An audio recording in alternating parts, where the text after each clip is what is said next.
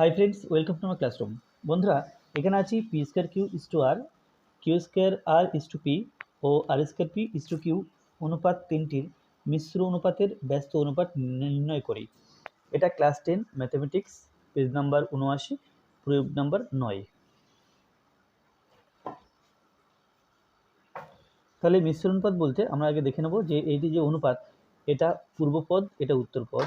এখানেও পূর্বপদ আছে, উত্তরপদ আছে, এখানেও পূর্বপদ আছে, উত্তরপদ আছে। তাহলে পূর্বপদগুলো গুণ করব আর উত্তর পদগুলো আলাদা করে গুণ করব, করে এই দুই গুণফলের অনুপাত বের করব।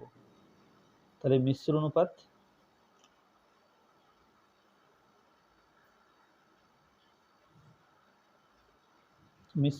সমান, তাহলে প্রথমে পূর্বপদগুলো লিখব। এটা পি স্কোয়ার কিউ ইন্টু এটা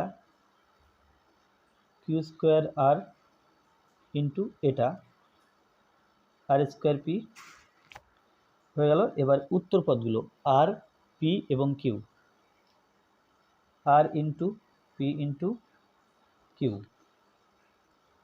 তো পি, এখানে পি স্কোয়ার আছে, এখানে পি আছে, তাহলে পি কিউব হয়ে গেল।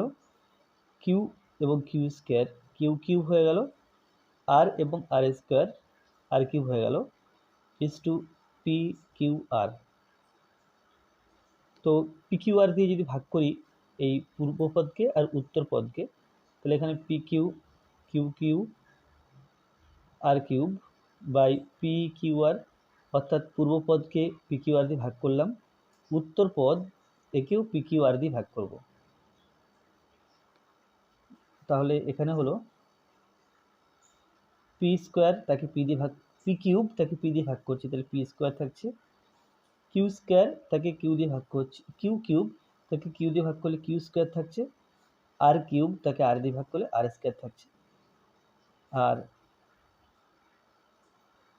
ডান দিকে 1 থাকছে। তাহলে এটা হলো মিশ্র অনুপাত।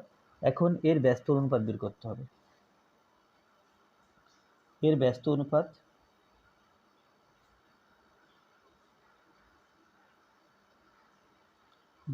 বলতে এই পূর্ব পদটা উত্তর পদে যাবে আর উত্তর পদটা পূর্ব পদে যাবে। তাহলে এখানে হবে 1 is to p square q square r square.